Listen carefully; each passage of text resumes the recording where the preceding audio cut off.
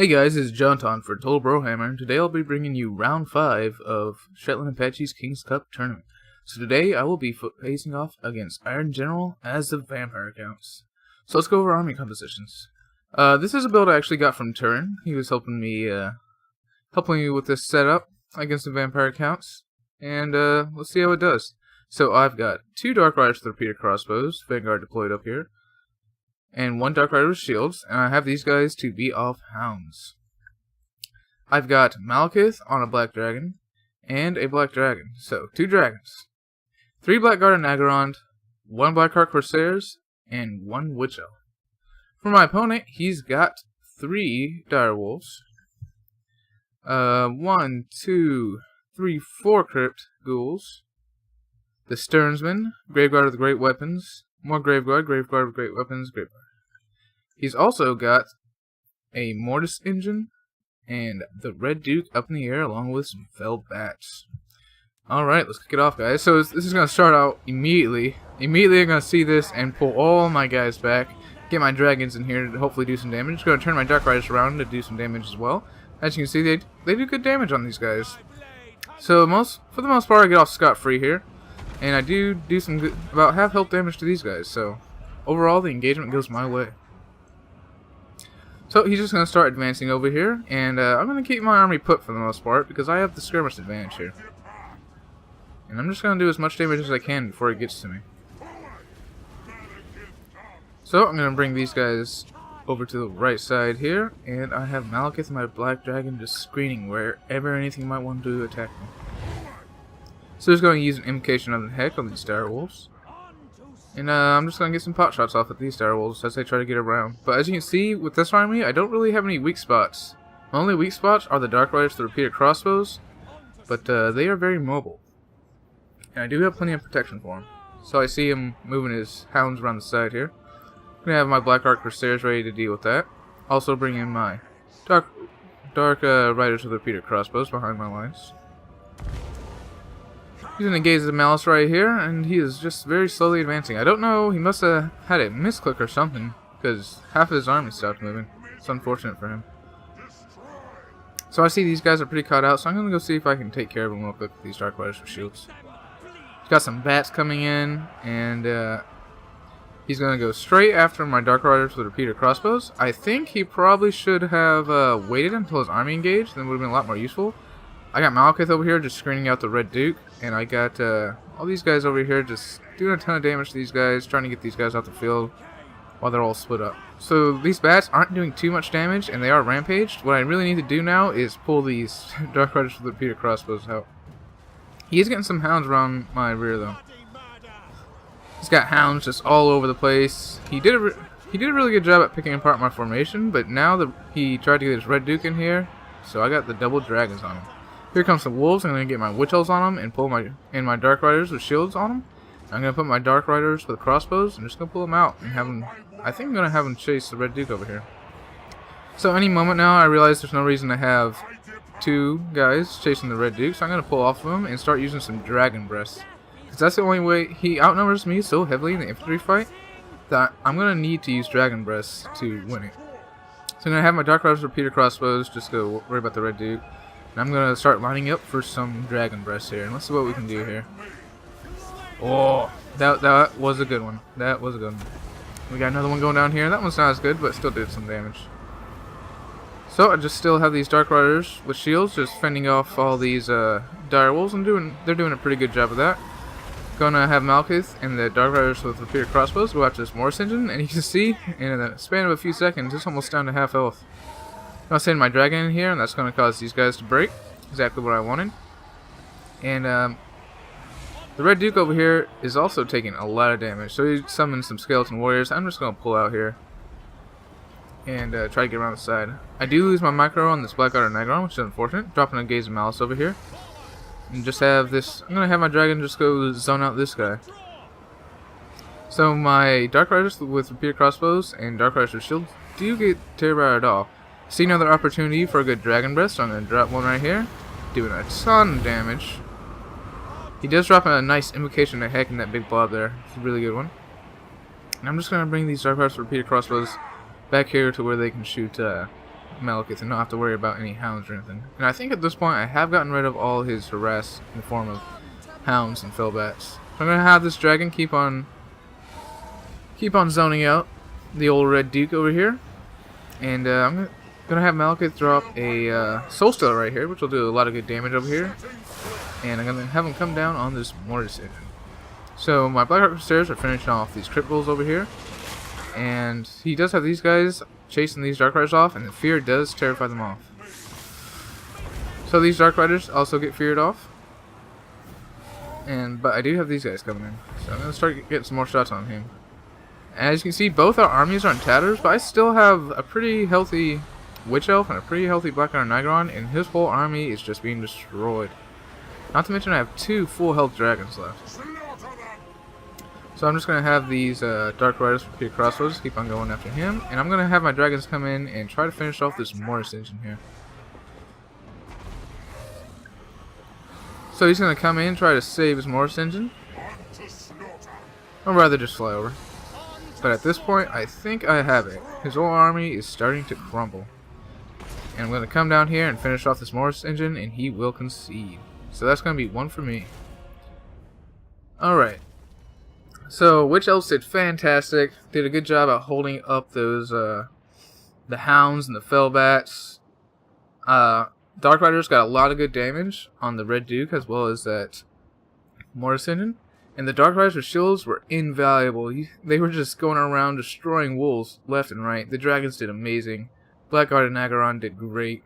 Held up the enemy. So pretty much my entire army did their job and did it well. As for his army, I guess you bring crit rolls. They'd probably be good against Bleak Swords and Dread Spears. However, I did not bring any, so it worked out for me. His Graveguard and Graveguard Great Weapons were just held up on my Blackguard and Nagaron the whole match, and honestly, one-on-one they'll beat them. But these Graveguard with Great Weapons, if mixed in with like some Graveguards, some crit rolls or something, are going to be able to do a lot of damage over time to my Blackguard and Nagaron, as you can see, which is what happened to these two. I think I did a really good job at counterplaying his Direwolves. He had 3 units of Direwolves, and for the most part, I counterplayed them with just 1 Dark Rider, so I'm really proud of myself on that one. But let's go ahead and look at the second game here. Alright, round 5, game 2. Alright, so for my army, I'm going with Malekith again. And I've got 3 Blackheart Crusaders this time, 1 Witch Elf, 3 Blackguard and Nagaron, and 3 Blackheart Crusaders with handbows actually, as well as 2 Dark Riders with shields to protect them. So for my opponent's army, he's got 2 Direwolves, he's got some Black Knights over here, the Devils of Schwarzhofen, interesting pick, a Terrorgeist, which is scary, so he's got a really scary flying squad this time. Red Duke again. His front line consists of Skeleton Warriors, Sternsmen, Graveguard, Skeleton Spearmen, and Skeleton Warriors. So no armor piercing in the front line this time. Interesting. And let's kick it into gear here. Also to note, I don't like going in the air twice, because a lot of times the enemy will counterpick with air. So I actually brought Malekith on his cold one here. Alright, and I don't think I mentioned it in the pre-game state, but I do have one group of Witch Elves.